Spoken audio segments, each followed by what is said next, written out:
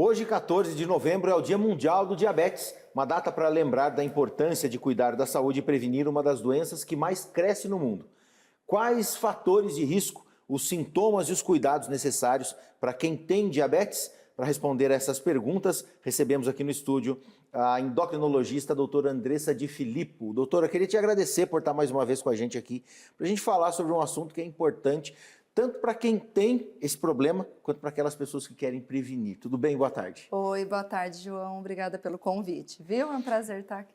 Doutora, a gente tem alguns tipos de diabetes. Eu queria que a senhora falasse quais são esses tipos, né, para a gente dar início aí a essa conversa da gente aqui. Sim, existem vários tipos, mas os principais, que é a maior prevalência, é o diabetes tipo 1, tipo 2 e gestacional. Diabetes tipo 1 normalmente aparece nas crianças e é um tipo de diabetes autoimune. Ele é um pouco diferente daquele diabetes tipo 2 que a gente associa muito à obesidade, à má alimentação e tudo mais. O diabetes tipo 1, ele não produz insulina, então obrigatoriamente o tratamento é com insulina e aí tem vários tipos de insulina que a gente aborda numa outra ocasião. O diabetes tipo 2 já é aquele associado à obesidade, à resistência à insulina que a gente fala. Então, o paciente produz insulina, mas ela não consegue agir pelo excesso de tecido adiposo, por alteração hormonal. E o diabetes gestacional é comum, né, aparecer lá na 24ª semana de gestação, associado aos hormônios da gestação. E aí tem outros tipos mais raros, alguns hereditários, alguns associados a síndromes familiares, mas são mais raros. A gente sempre leva para o consultório quando vai, e acredito que isso seja extremamente comum para vocês que são médicos, sempre aquela pergunta: o que é reversível e o que não é reversível, o que tem cura e o que não tem cura? Isso, então o diabetes tem os estágios da doença, né, que a gente conhece. Inicialmente é uma resistência à insulina, acaba virando um pré-diabetes e se não mudar o padrão, vira um diabetes. Eu brinco sempre que a doença é a mesma. E é muito comum o paciente, quando faz diagnóstico em qualquer fase, ele fala: o que eu faço para reverter? Então, na maioria dos casos, é possível reverter, sim, tá bom, João? Só que tem que prestar atenção na fase da doença que tá. Se é um diabetes já de mais de 10 anos, já tem uma produção de insulina escassa. Então, muitas vezes a gente consegue melhorar, claro, pôr ele no controle, evitar complicações futuras, mas a palavra reverter acaba se tornando mais difícil. Mas é possível e mudando o hábito principalmente, né? Então, tratar o diabetes não é fácil porque não é só uma pílula mágica, né? Tome isso aqui que vai melhorar tudo. Envolve toda uma educação no tratamento da doença. Eu sempre falo que a educação em diabetes é o próprio tratamento. Você saber até onde pode ir, o que faz bem, o que não faz, ter um equilíbrio na alimentação, na atividade física, psicológico, no sono, e aí envolve tudo, né? A saúde como um todo. Existem alguns sinais que a doença dá que a gente precisa ficar atento. Dá para a gente selecionar alguns dos principais que ele pode apontar para o diabetes? Sim, o diabetes é uma doença silenciosa no início, então para aparecer sintomas já está com valor de glicose mais alto, tá? O principal sintoma que a gente vê no consultório: sede, tá? Excesso de diurese, que a gente fala, é noctúria, excesso de xixi à noite, no período noturno. Então o paciente fica acordando à noite, faz xixi, vai beber água. Dá uma hora de novo, faz xixi, vai beber água. Um emagrecimento sem explicação, então ele não mudou hábito, não iniciou academia, não mudou a alimentação e começa a emagrecer. Em alguns casos a gente já faz o diagnóstico com complicação, que seria alteração visual, formigamento nas pernas, com alguma alteração já vascular.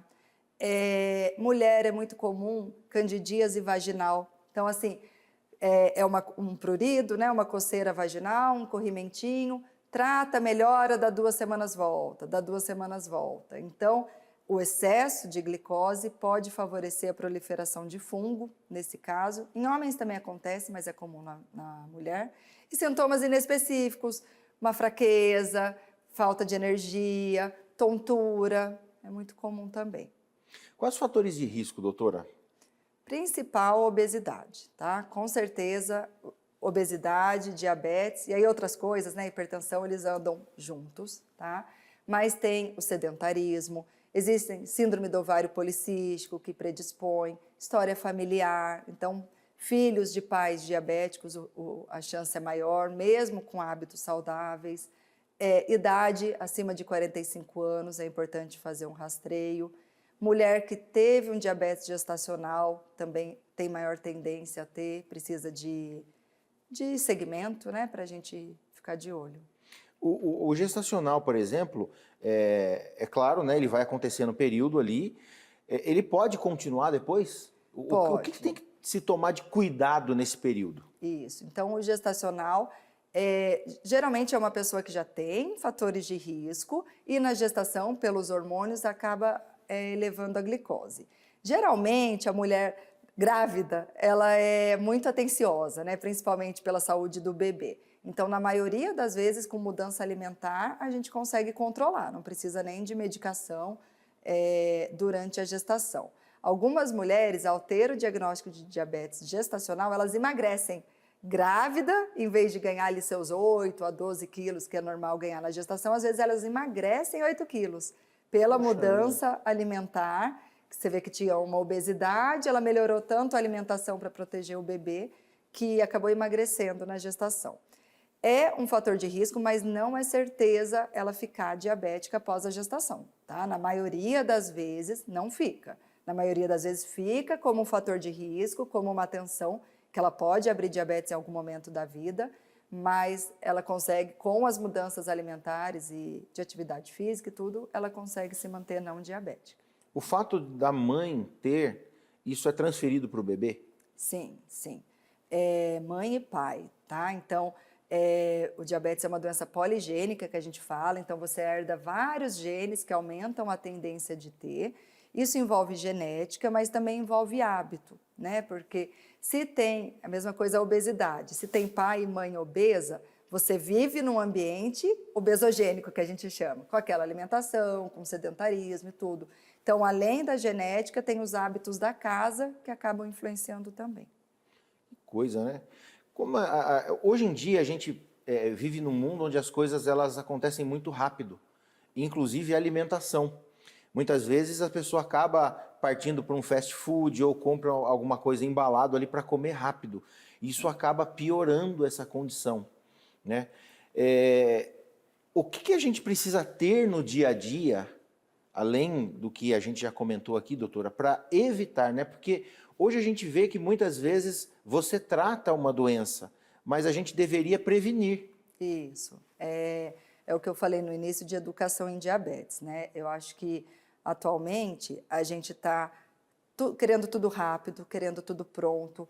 Eu brinco que a gente tem que descascar mais e desembalar menos, né? Então é muito comum no consultório o paciente falar: eu parei, eu li que banana sobe açúcar, que o arroz não posso mais, só que ele está comendo bolacha, ele está comendo suco industrializado, né? Bebendo suco industrializado. Então, se a gente faz uma limpeza em casa, consumir tudo natural, fazer comida mesmo, né? Fazer lá, que seja um pouquinho de arroz com a proteína, com a salada.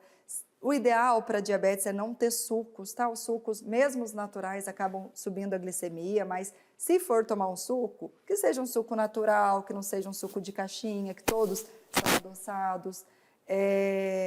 Tornar a comida de verdade regra e o fast food e as coisas embaladas exceção, não o contrário, né? Acaba sendo hoje em dia o comer comida raro e o comer bolacha, lanche, ser regra. É complicado. Existe uma faixa etária que tem esse grupo é mais propenso a ter diabetes? Ou, por exemplo, a criança hoje, né, já desde os seus 5, 6, 7 anos, ela já pode estar inclusa nesse contexto? Pela faixa etária, acima de 45 anos, tem que fazer já o rastreamento. Acima de 45 anos, tem que fazer a glicose anual. Porém, obesidade, história de diabetes gestacional, como eu falei, pais diabéticos são fatores de risco, aí a gente tem que trazer esse rastreamento para mais novo. Então, sim, a criança obesa, ela tem que fazer o rastreamento, porque ela já está no fator de risco para desenvolver a doença. E é comum, infelizmente, hoje em dia, não falando do tipo 1, né, que é o tipo 1 é um autoimune que não temos tanto controle, mas o tipo 2 a gente tem visto muito em criança. Uma criança, por exemplo, que teve que nasceu com a doença, a mãe teve no período gestacional e a criança nasceu com diabetes. Isso é reversível?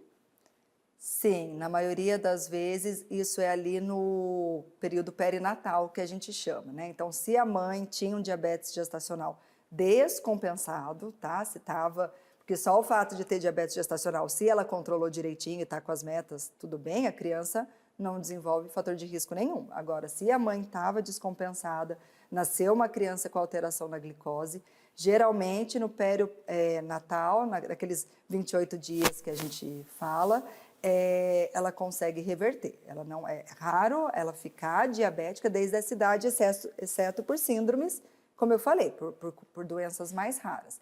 Se for só pela herança da mãe, pelo aquele período que ela estava no útero, isso consegue reverter nos primeiros dias. E é comum eles fazerem hipoglicemia em vez de hiper, viu, João? A mãe, ele está acostumado a viver aquele ambiente de glicose alta, 200 e tudo mais. Quando nasce, às vezes fica fazendo hipoglicemia o tempo todo, o bebê. É uma judiação. Mas geralmente sai bem e sem sequela, fica tudo bem.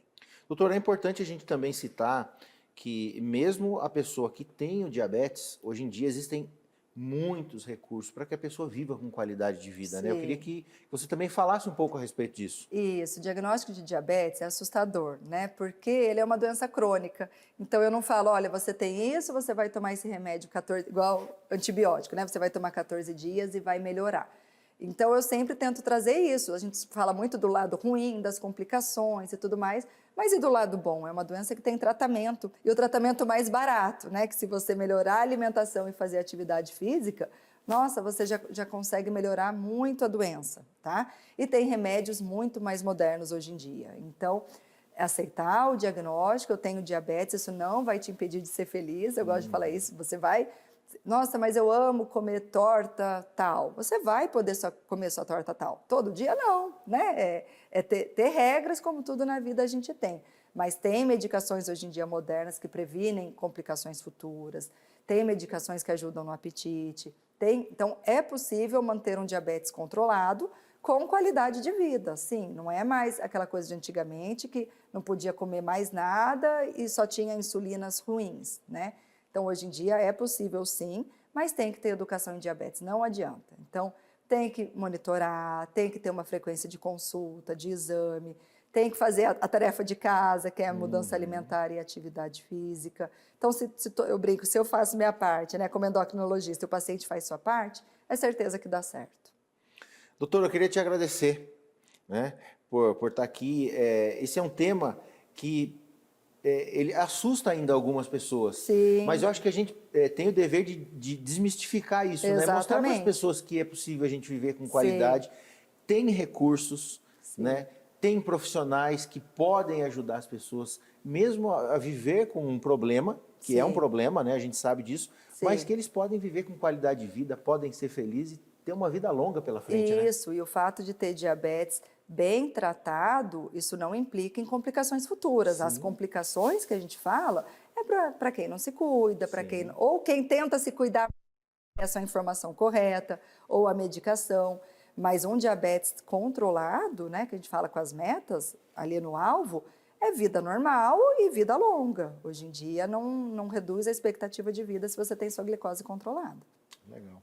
Doutora, obrigado, viu? Obrigada a você pelo convite. Já queria deixar aqui o convite para que volte aqui para a gente continuar o nosso papo. Sim, sim. Tem papo bastante sobre diabetes e outras coisas. Então tá jóia. Obrigado, viu?